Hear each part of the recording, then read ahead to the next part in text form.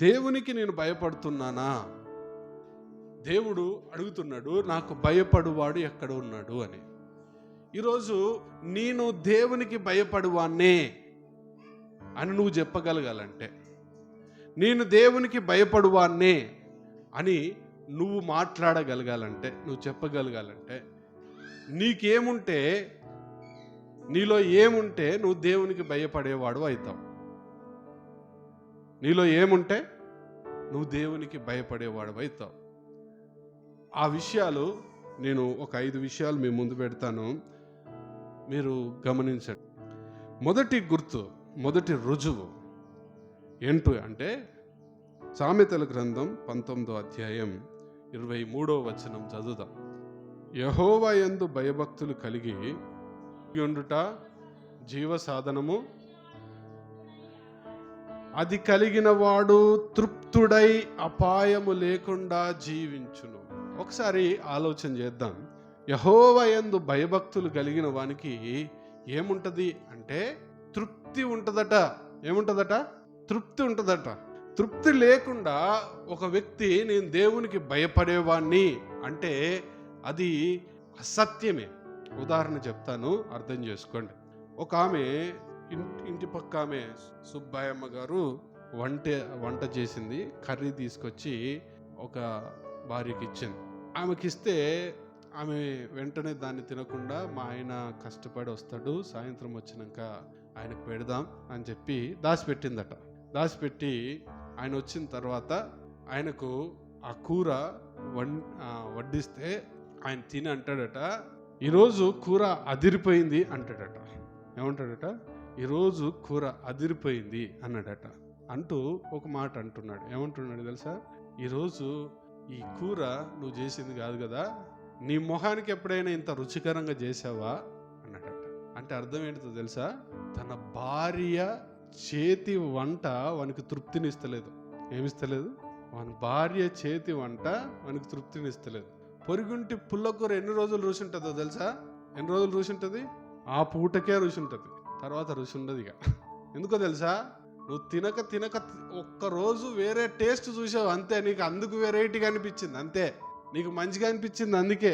కానీ నీ భార్య నీ కోసం నువ్వు ఏం తింటే ఆరోగ్యంగా ఉంటావో, ఏది చేస్తే నీకు మంచిదో, నీ ఆరోగ్యానికి మంచిదో ప్రతిరోజు ఆలోచన చేసి నీ కోసం, నీ పిల్లల కోసం ఆలోచిస్తూ చేస్తుంది వంట. అవునా కాదా? ఇప్పుడు వీనికి ఏం లేదు, తృప్తి లేదు. నీకిచ్చిన భార్యతో, నీకిచ్చిన భాగస్వామితో నువ్వు తృప్తి పడట్లేదంటే నీకేం లేదు? దేవుని భయం లేదు బొత్తిగా.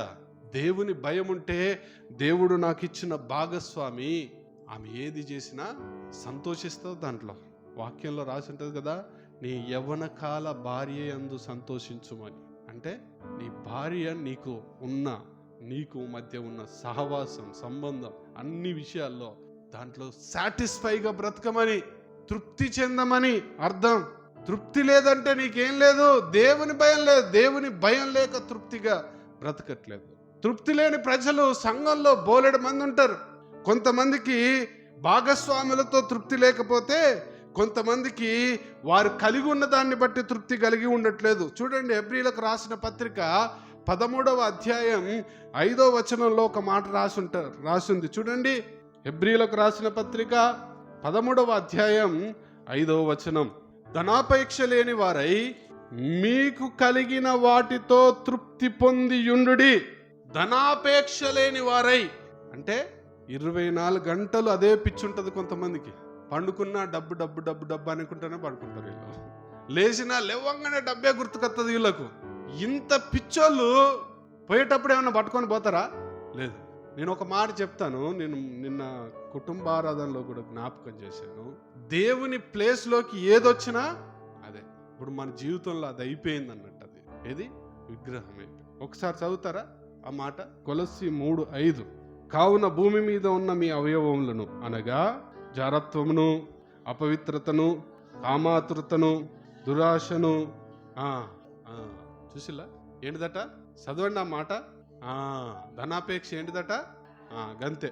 నువ్వు మందిరానికి వచ్చి కూడా వేస్టే అన్నట్టు, నువ్వు క్రైస్తవును అవి కూడా వేస్టే అన్నట్టు. తృప్తి లేని జీవితం జీవించేవాడు దేవునితో సాటిస్ఫై కావట్లేదు. దేవునిచ్చిన దాంతో పరిమితం కావట్లేదు.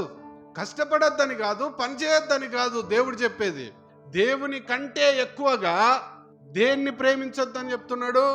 ధనాన్ని ప్రేమించొద్దని చెప్తున్నాడు. ఒక వ్యక్తి ఎప్పుడైనా ఇద్దరు యజమానులకు దాసుడిగా ఉండలేడు. ధనమునకును దేవునికిని, సిరికిని దేవునికి ఏ వ్యక్తి దాసుడిగా ఉండలేడు. ఆలోచన చేయండి. దేవునికి మన జీవితంలో ఫస్ట్ ప్రియారిటీయా, ధనానికా, దేవునికా? దేవునికి ఫస్ట్ ప్రియారిటీ అయితే 8 కాకముందుకే మందిరంలో ఉన్న వాళ్ళు ఎంతమంది? 8 కాకముందుకే. ఒక మాట అడుగుతాను, ఒకవేళ ఒక ఎమ్మెల్యేనో ఒక ఎంపీనో ఒక ముఖ్యమంత్రి వస్తాడు అనుకోండి, వాడు వచ్చినాక నిమ్మలంగా పోదాం అనుకుంటారా మీరు? ఏమనుకుంటారు? ఆయన రాకముందుకే పోవాలి, ఆడ గుంపు గూడు కూర్చోవాలి, అంతేనా? అంటే మీకు దేవుడు వాళ్ళకంటే తక్కువ, అంతేనా కాదా? మీకు దేవుడు వాళ్ళకంటే తక్కువ. స్కూల్కు లేటుగా పోతే ఒప్పుకుంటారా? ఉద్యోగానికి లేటుగా వెళ్ళడానికి ఒప్పుకుంటారా? ఒప్పుకోరు.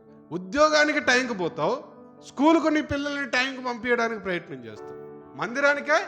మందిరానికి దేవుని భయం ఎంత ఉందో చూడండి. మనకు దేవుడు అంటే ఎంత భయమో ఆలోచించండి. మనకు దేవుని స్థానంలోకి దేన్ని తీసుకొని వచ్చినా నువ్వు దేవునితో తృప్తి చెందట్లేదన్నారు. ధనాపేక్ష గలవారయ్యి తృప్తిగా ఉండండి అని చెప్తున్నాడా? ఏమని చెప్తున్నాడు?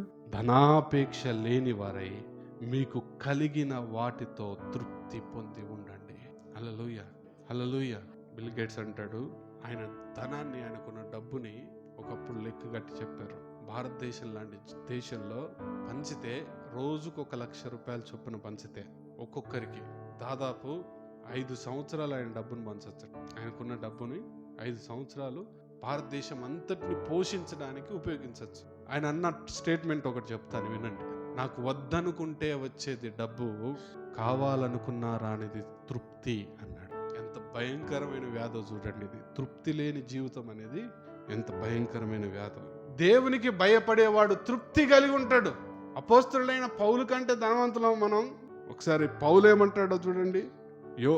ఫిలిప్పీలకు రాసిన పత్రిక 4వ అధ్యాయం 11వ వచనం. ఫిలిప్పీలకు రాసిన పత్రిక 4వ అధ్యాయం 11వ వచనం. నాకు కొదువ కలిగి ఉన్నందున నేను ఇలాగూ చెప్పుటలేదు, నేను ఏ స్థితిలో ఉన్నను ఆ స్థితిలో సంతృప్తి కలిగి ఉండ నేర్చుకొని ఉన్నాను. చదవండి.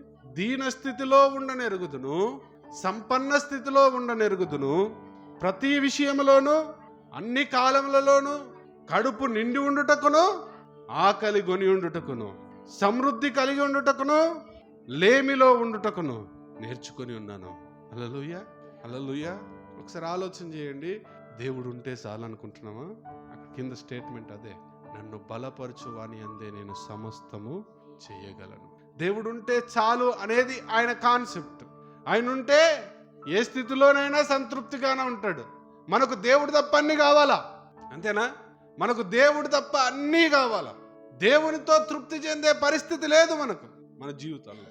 దేవునితో తృప్తి చెందిన వారంగా ఉండాలి. లూకా సువార్త 3:14లో అదే మాట అంటాడు, మీ జీతములతో సంతృప్తిగా ఉండండి అని. సంతృప్తి లేనివాడు దొంగ అవుతాడు.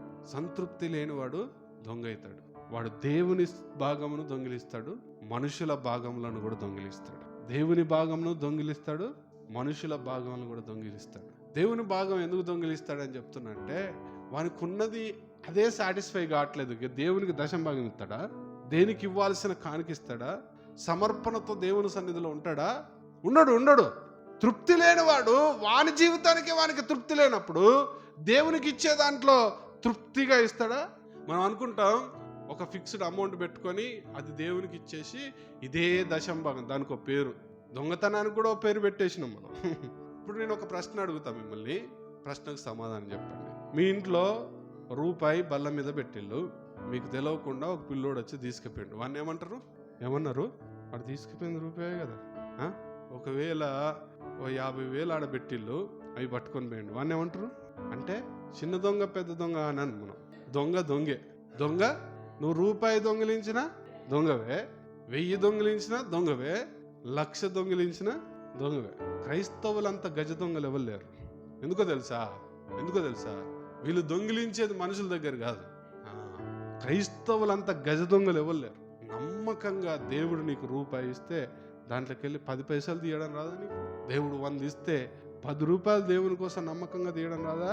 నువ్వు తృప్తి కలిగి బతుకుతున్నావా? నువ్వు అంటావు నాకున్నంత తృప్తి ఎవరికి లేదు సార్. ఎందుకే ఆ మాషవలో పువ్వు పెడతావు? తృప్తి కలిగి ఉన్న జీవితం వేరే రకంగా ఉంటుంది. దేవునిలో సంతృప్తి కలిగి ఉన్న జీవితం ఇంకో రకంగా ఉంటుంది. దేవుడు ఉంటే చాలు అనుకున్నట్టుగా బ్రతుకుతారు. మనకు దేవుడు తప్ప అన్ని కావాలా? మళ్ళీ లాస్ట్కి వచ్చే వరకు నీతి సూక్తులు పలుకుతాం. దేవుడు లేకపోతే మేము బతికేటోళ్ళమే కాదు సార్. నిజంగా దేవుడు కోపం చేస్తే నువ్వు బతికేదానివి కాదు. నేనంట దేవుడు నిజంగా నువ్వు చేసే పనులను బట్టి కోపం చేస్తే నువ్వు బ్రతికేదానివి కాదు, బ్రతికేటోనివి కాదు. దేవుడు కరుణ చూపిస్తాడు కాబట్టి నువ్వేమంటున్నావు తెలుసా? దేవుడు లేకపోతే బతికేటోనే కాదు అంటున్నావు. ఒకవేళ నిజంగా దేవుడు శిక్షించడం మొదలు పెడితే ఆ మాట నీ నోట వస్తే ఒట్టు. ప్రియమైన వారలారా, మన జీవితాల్లో తృప్తికరమైన జీవితం ఉంటే మనం దేవునికి భయపడే వాళ్ళం అవుతాం. నేను దేవునికి భయపడవాడనా అని నీకు నువ్వు ప్రశ్న వేసుకుంటే ఫస్ట్ నువ్వు వేసుకోవాల్సిన ప్రశ్న ఏంటిదో తెలుసా? నాకు తృప్తి ఉందా? నాకు తృప్తి ఉందా? తృప్తి ఉంటే నువ్వు దేవునికి భయపడటం. ప్రేమతో నేను మాట్లాడుతున్నాడు, నీతో మాట్లాడుతాను. దేవుని అందు భయం కలిగి నువ్వు జీవించాలంటే నీలో ఏముండాలా? తృప్తి ఉండాలా. తృప్తి లేకుండా నేను దేవుని భయం గలవాణ్ణి అని చెప్పుకుంటే అది దేవుడు మెచ్చుకునే విషయం కాదు.